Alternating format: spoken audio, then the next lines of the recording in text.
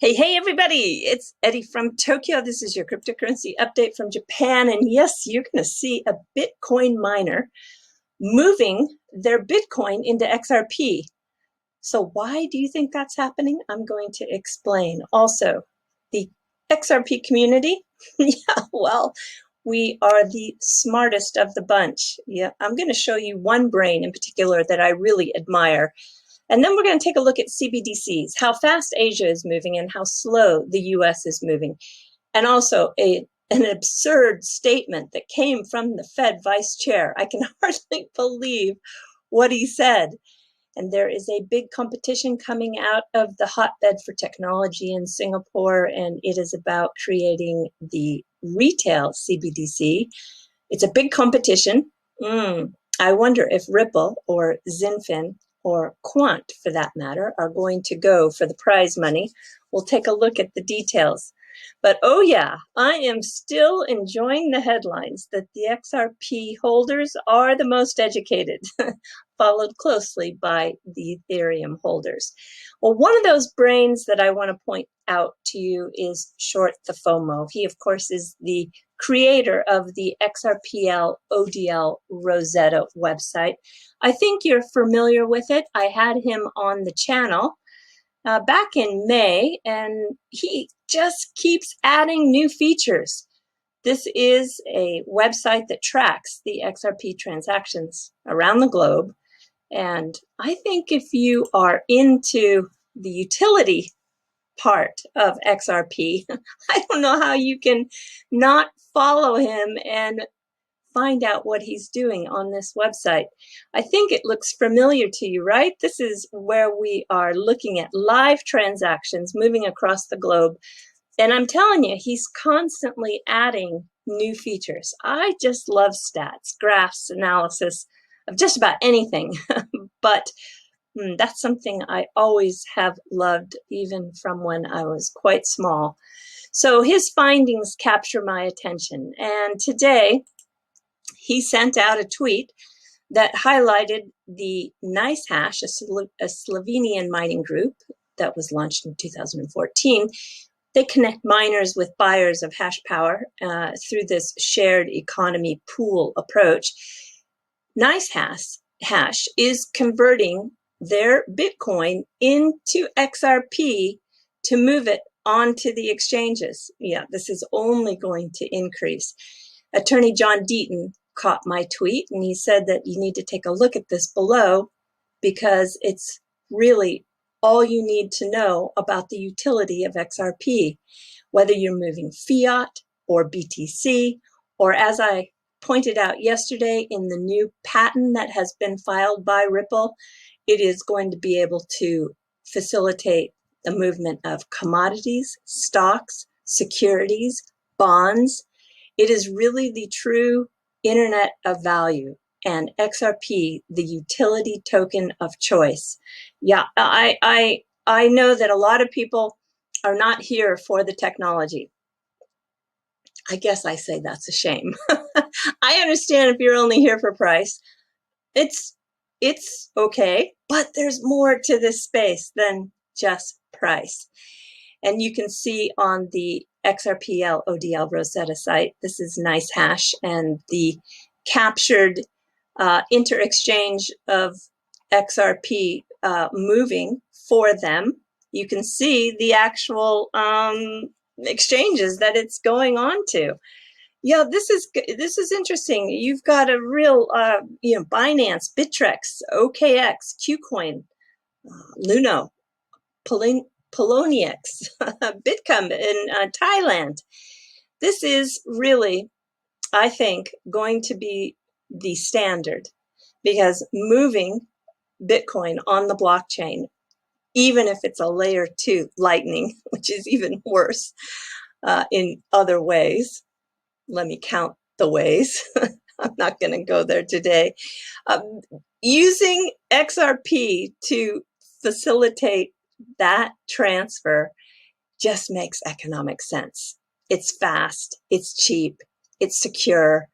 It's just, yep, here's an example. It doesn't get more evident than that.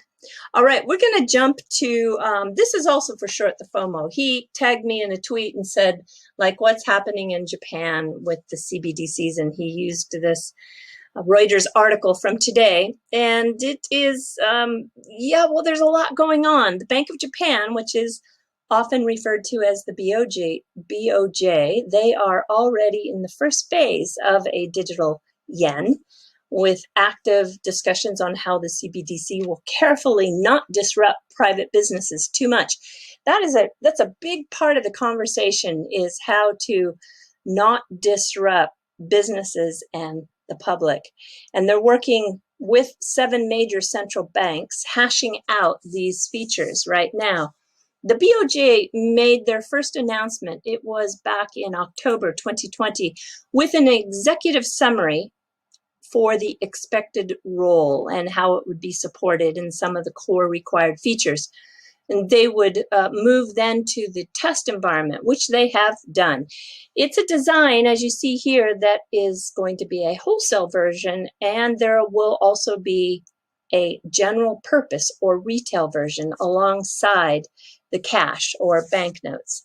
So in April, they began that demonstration for the first time, and according to the BIS, the Bank of International Settlements, that's the Bank of Central Banks, they said that 65 countries are in the testing phase. Now we've got the Bahamas, which have the sand dollar. Cambodia has their bakong, and that officially launched. Cambodia adopted technology from Japan and made the public statement it moved quickly to do so to reduce, listen to this, to reduce their US dollar dependence.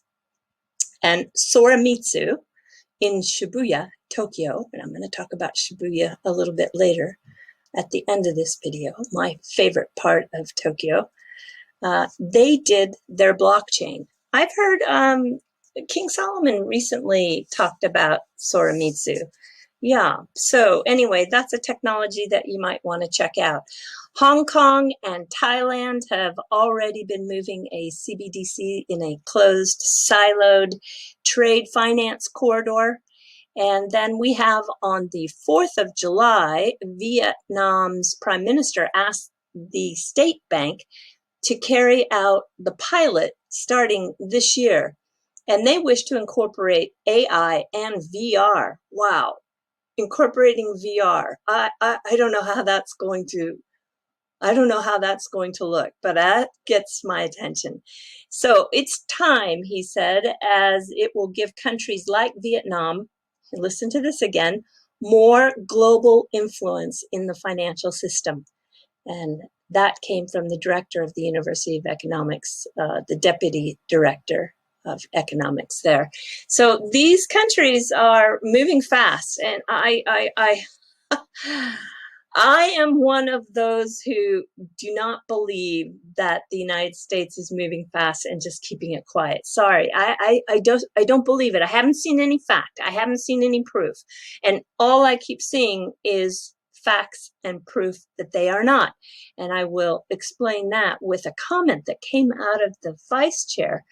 Unbelievable. All right, so let me just show you. June 28th, the Monetary Authority of Singapore, which is MAS, M-A-S, they are the central bank of Singapore. They are pushing innovation, targeting fintech companies to provide solutions to the world for a retail CBDC. All right, so we're probably going to see the wholesale one come first, but now look, we have Singapore pushing for the innovation of a retail CBDC. It is sponsored by the IMF, the Asian Development Bank, MasterCard, R3, Hyperledger, and the open source ILP Interledger Protocol by Mojaloop. There'll be 15 finalists. 3 winners will go for the money, and they're all going to be able to experiment and demonstrate their ideas in a crypto sandbox. So that's what I'm wondering. Will Ripple participate? Will XinFin participate? I think XinFin will participate for sure. I know that they're not really focused on The CBDCs, they're focused more on the trade finance part, but I think that the technology is probably going to be adopted by someone who's going to move in that direction. That is my guess. And quant, yeah, I think quant is going to probably demonstrate how they can make everything interoperable. This will be, let's see, started, they can submit by July 23rd, so that's 18 days from now. And the winners will be announced at the Singapore FinTech. That's always a really big deal. Last year, so much information came out from that, and also the year before. This is going to then be a final decision with the winners on November 8th. And they have to solve 12 problems. And the problems are they're big hurdles. You know, the functionality, of course, the security, the payment process, and also how do you handle disputes? You know, that's a big one. That's really a big one. Also, the anonymity and who controls it, the personal data. Minimal disruption is one of the points that must be addressed. Infrastructure, will it be decentralized? Yeah, there's so many questions to be answered still. But I think that the fact that Singapore is pushing like this, it will push a lot of innovators and a lot of fintech companies into the limelight to be adopted for their technology. In the meantime, this is June 29th in an article that Reuters had originally wrote. And this is about two of the US Fed Reserve officials that said on June 28th that they were skeptical about the need for the Fed to issue a digital dollar. Vice Chair Qualls, in his speech, felt that the whole digitization was a novelty and that he was not confident that the benefits outweigh the risk. And he said this in a speech. He felt lowering cost or financial inclusion, listen to this, could be addressed in other ways, such as low-cost bank accounts. Huh?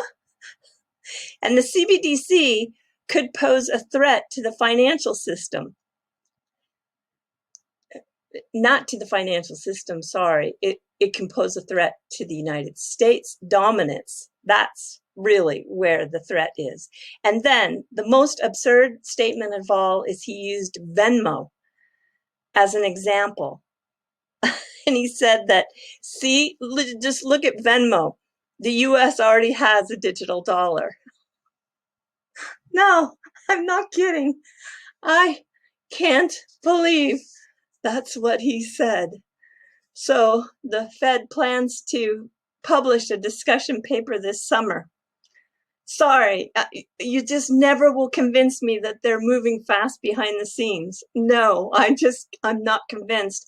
I'm one of those people who go by facts. And I know a lot of people say, don't listen to what they say, listen to what they do. Well, I haven't seen them do anything yet. Oh my gosh.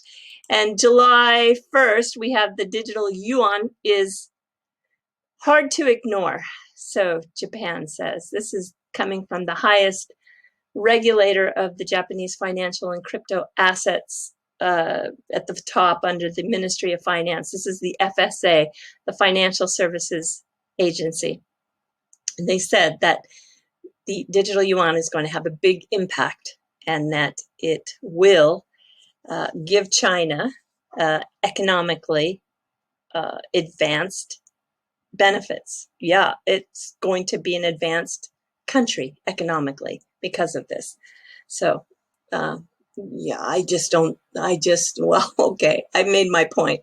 I am going to tell you, though, that there was an interesting tweet that came from Dilip Rao. He used to be with Ripple, and he said that the native blockchain tokens will need to operate alongside CBDCs and offer differentiated benefits. Wide tokenization of assets will drive new use cases and utility networks. His 2 cents. Yeah, well, I sent him back some 2 cents, and I want to have everybody see how to do this because we've fallen out of the habit of tipping, and I'm not sure why. Maybe because it was changed and everybody is not familiar with the new change, but you can tip anyone XRP by using the at whoever you want to send it to, plus, and then put in your amount. It doesn't have to be fractional. It can be up to, I believe, 5 whole XRP. If I'm wrong, somebody please leave that in the comments. So I gave him my 2 cents, which is 0.02 XRP in the form of an XRP tip.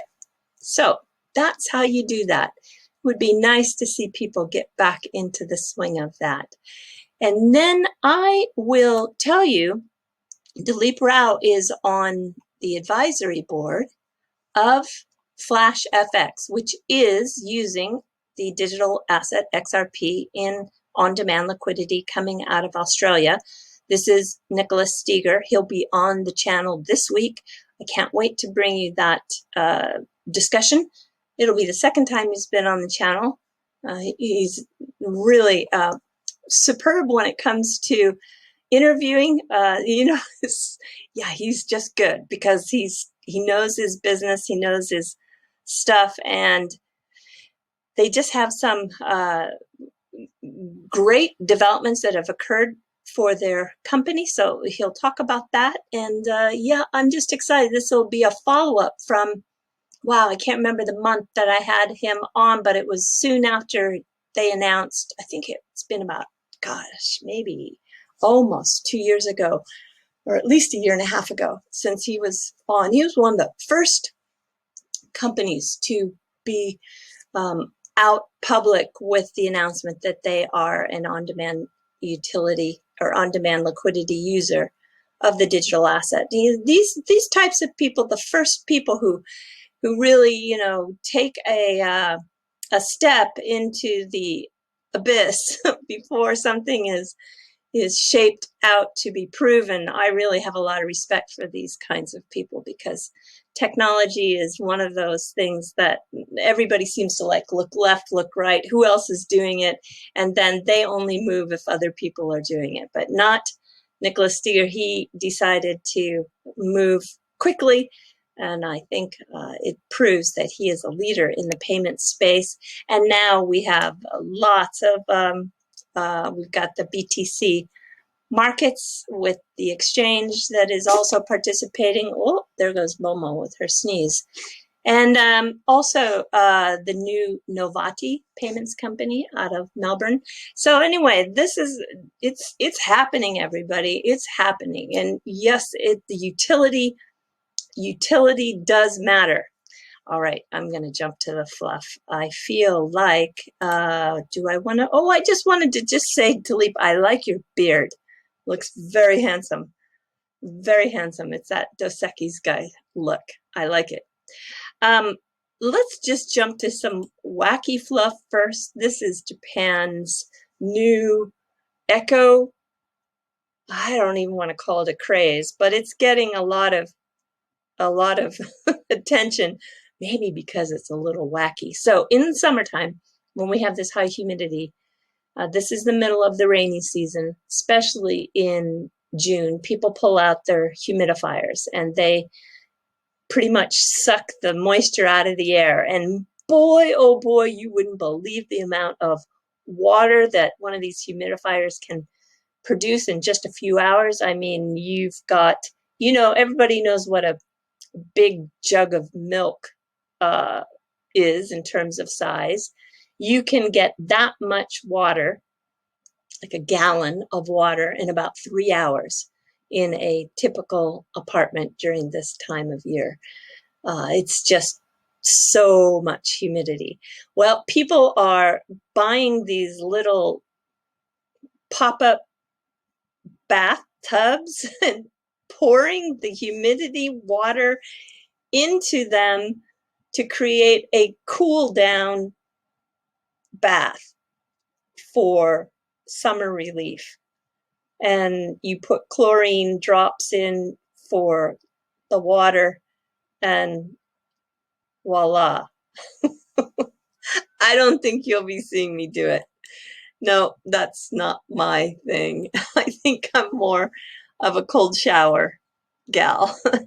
So this is kind of interesting. There is going to be, and don't worry, if you guys aren't into Kimono, I'm going to turn this at the end into something you might be interested in. But there is a Shibuya is my favorite part of town, and there is a exhibition of kimono at the Bunka Gakuen Costume Museum. You know, there are more than 10 museums in Shibuya and over 30 galleries. So you can go to just Shibuya and never get bored. It's a part of Tokyo that, for me, I think is the best. Although don't let me limit your exploration, but definitely Shibuya has so much to offer. So the costumes are going to be real kimono from 3 different periods. And I just thought it would be fun to just take a look at those 3. This is from, what do you think? What period do you think this is from? Well, this is from the Edo period, which is, of course, a period that is so rich in history with, well, so much, because it was, at that time, the country was closed off. It was a peaceful time, and during the peaceful time when they didn't have the warring among the different clans, there was a blossoming of a lot of arts. Yeah, that's one of the reasons why it's so special.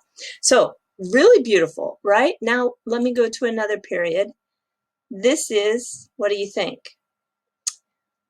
This is from the 1300s. Still wildly beautiful, I think. The patterns, the color, the design is just fabulous. And then look at the use of color here, and also the mixing of patterns, which you think, how can that work? But it does work. This is from the Nara period, which is 710 to 794. Ah, it's just so lovely. All right, so if you are not into kimono, there are 1,006 things that are listed to do in Shibuya, according to the TripAdvisor. And the number one ranking is to go into the Wonder Compass. This is a tourist information center that is supported by university students who volunteer to help foreigners who are visiting answer their questions. And not only will they answer questions, but they do a lot of services. Here's an example of some of the staff. And I know why they volunteer too. They get a chance to speak English, which is really rare for them. And it is a live practice ground for them. So you are also helping them to practice their English. But they'll book your hotel, they'll talk to you about tours, they will answer any questions, they'll find you a guide. You can even drop off your luggage there up to 7 p.m. for just about $5 or $6 per bag. If you want to lighten your load, yeah. And they'll help you with trains, because sometimes the train system here can be overwhelming. At least it was for me. They can convert your leftover yen into electronic money that is for your home country. They'll rent you an umbrella. I don't think you really need to do that, because you can buy one for like $1. But, you know, they rent umbrellas, they do money exchange. It's in the Shibuya Ichimaru-Q, which is the 109 building. Can't miss it, right across from the west exit of Shibuya, where Hachiko, the dog statue, is. Just look across the street, look up, see 109. They're in the basement of that building, and there you go. I think that if you go to Shibuya and you feel like you need help, even if you don't use them, it's kind of nice to know that they're there. I'm sure they have a really good time supporting all of the people who have questions. Anyway, there you have it. Do take care. Sayonara for now. Bye-bye.